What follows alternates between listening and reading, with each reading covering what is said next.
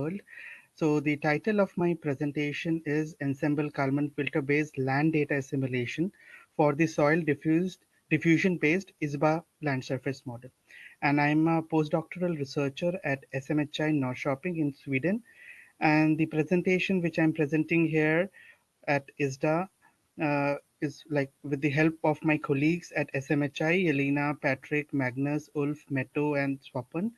And also like we work in the European Scandinavian domain. So our Met Norway colleagues are there who has helped us in like setting up these experiments like Asmund, Jostein, and Trygve, as well as I have also collaborated with Katrina from FMI in Helsinki.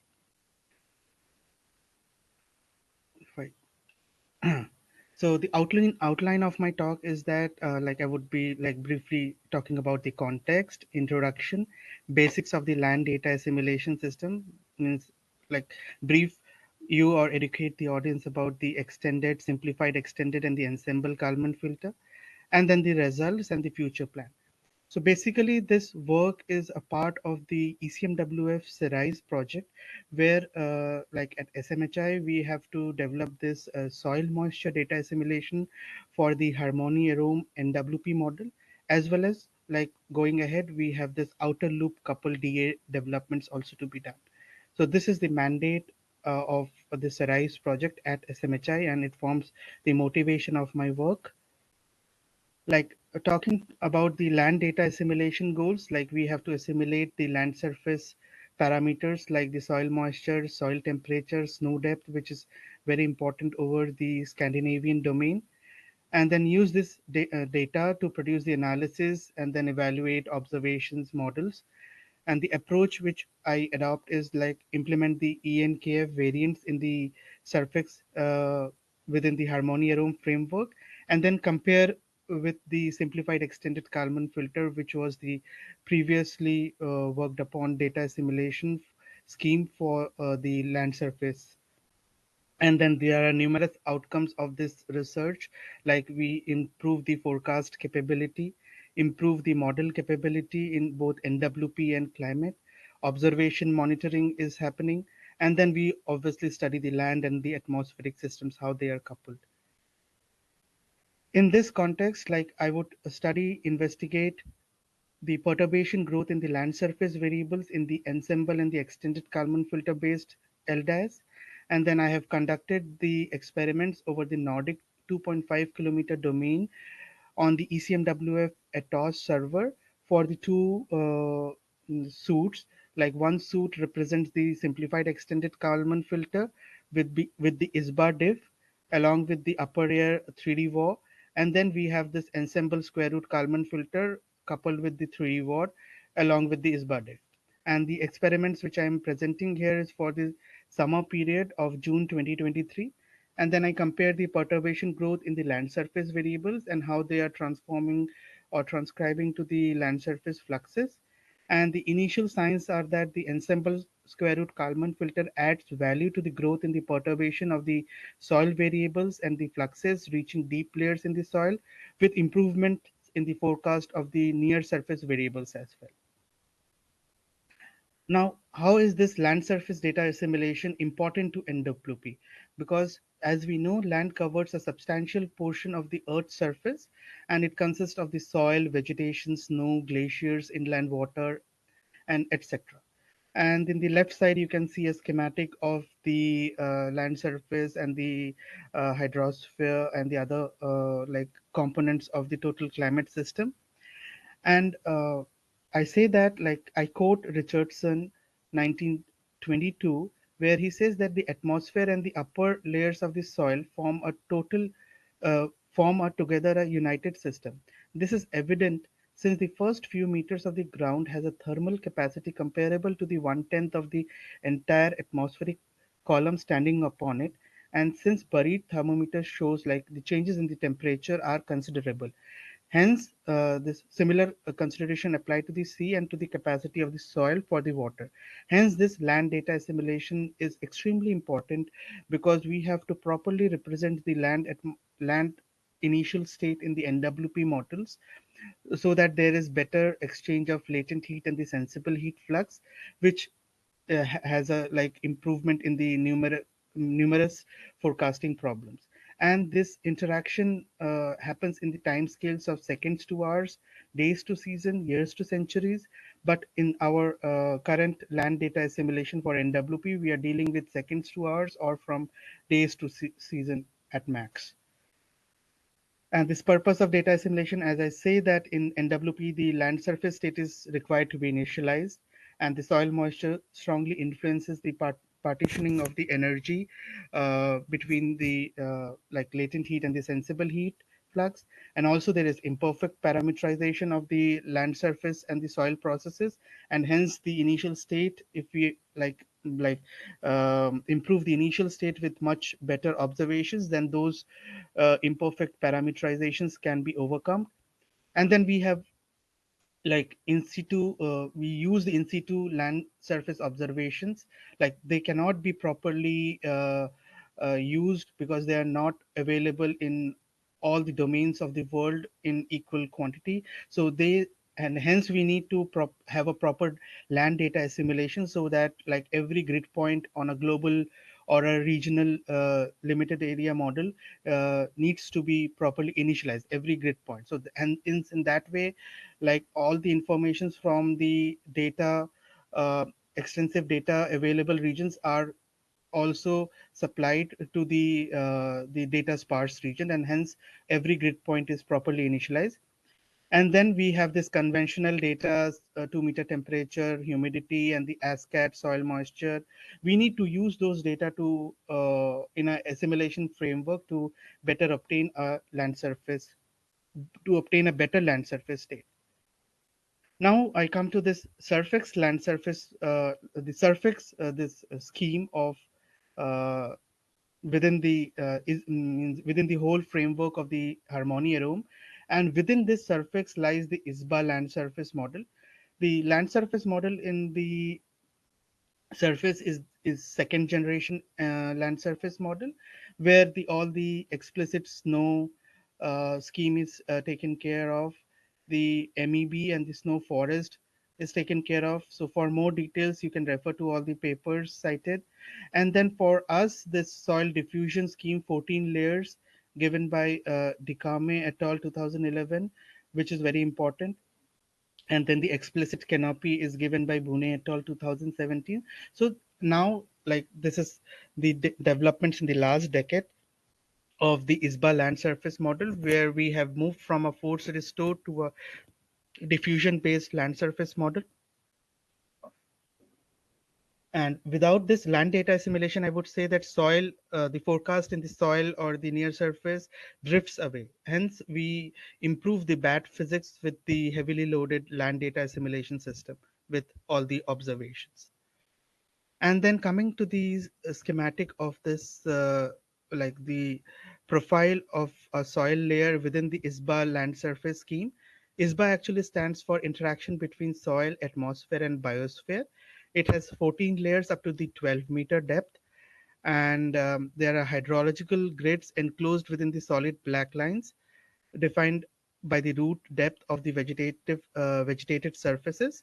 And this is very important, all the root depths for the transpiration, as well as like we have this 12 meter. Generally in land surface models have the root zone starting from 2 meters. So here also it's the same, but 12-meter depth is because in the northern part of this European domain, Scandinavia, we have the permafrost which we have to deal with, as well as for the numerical stability. This the number of soil layers are like 14 up to 12-meter depth.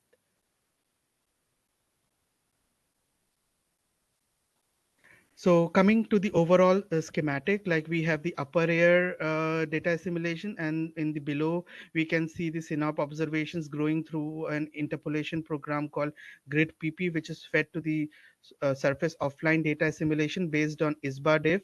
And the data assimilation can be simplified extended Kalman filter, ensemble, or LETKF, and then we produce the surface analysis.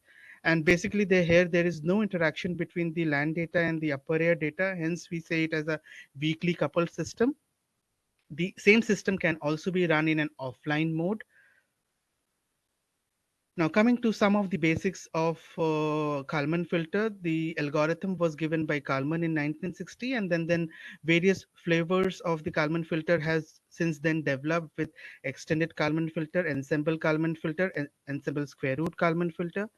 And here the Kalman gain equation is given by xa minus xf equals to Kalman gain multiplied by y minus hx, which is the innovation.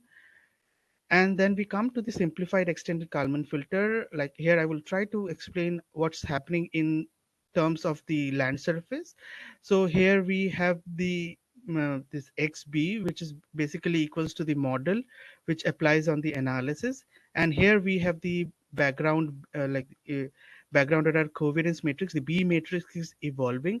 And then we have the Kalman gain given by this BH transport divided by the total covariance, and then the XA analysis equals to background plus Kalman Gale multiplied by innovation.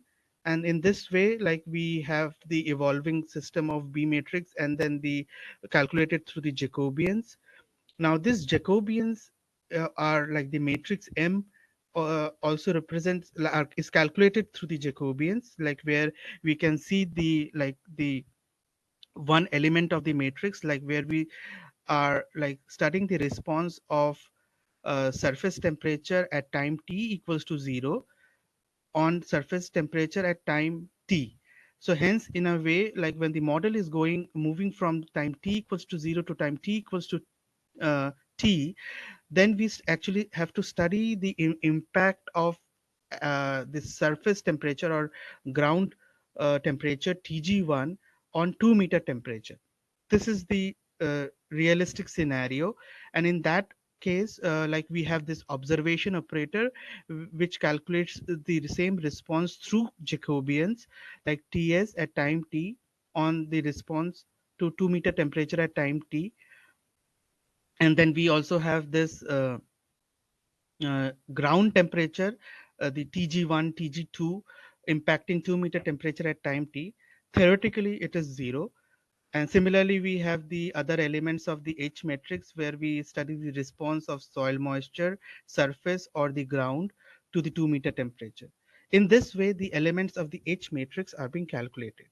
So in a way, we in the extended Kalman filter, we have this flow dependent and evolving B matrix. However, the analysis and in this way, this analysis is going to get improved. But like the order of magnitude n is of the order of 10 raised per 7. Hence, computationally, it's a bit expensive. Hence, we move towards the simplified extended Kalman filter, You where have 3 minutes left. okay. So this is how the this is calculated. So here actually we study the response at time t equals to 0 to 2 meter temperature. Hence, this is the approximation which we apply. So in that way, we move towards the ensemble Kalman filter, and the basics of the ensemble Kalman filter is like known to all probably. So I will skip those slides and just like finish off with the results. Like here in the perturbations are more pronounced in the preliminary results show are more pronounced in the ensemble Kalman filter than the extended Kalman filter. And when we study the soil profile, like we have these observations in at Southern Kaila in Finland, where the soil profile, if we draw from the extended and the ensemble square root Kalman filter, the profile with the ensemble Kalman filter matches with the observations, like we can see, as well as there is like sort of an inversion in the upper layer at 0 UTC, which is also captured in the ensemble Kalman filter based land data assimilation. And for the vertical profile of soil moisture, that is also we can see the ensemble based system is more closer to the vertical profile of soil moisture. And even like if we calculate the statistics, the statistics verification statistics of 2 meter temperature humidity is improved with using the ensemble square root Kalman filter with reduced bias in dew point temperature as well as 2 meter specific humidity and relative humidity as well. So coming to the conclusions, ensemble square root Kalman filter and EKF scheme are compared on their performance in the weakly coupled harmony arome soda environment. And as I say that, with the Ensemble Kalman filter coupled to the ISBA diff land surface model, the perturbations in the soil variables and the land surface fluxes reaches deep layers in soil layers with improvements in forecast of evapotranspiration and near surface variables and fluxes. And the statistical scores suggest improvements in the forecast of the 2 meter temperature and other variables, and hence the ensemble square root Kalman filter is better and is can be intended to further develop in for the coupled land data assimilation system. Thank you. Thank you very much for this very interesting talk. Thank you. Um, so I would have a question. I'm no expert in land data assimilation, but isn't the area index also quite important? Do you plan to add a leaf area index assimilation Yes, in future? yes, I do have a plan, but here at in the Harmony Room framework, the initial plan is within the Sarais project. The mandate at SMHI is first to develop the soil moisture data assimilation. As of now, you can see my results. I have only assimilated the SYNOP observations. So after soil moisture, my plans are also to include the leaf area index, the vegetative index. Yes, Okay, great. Then thank you.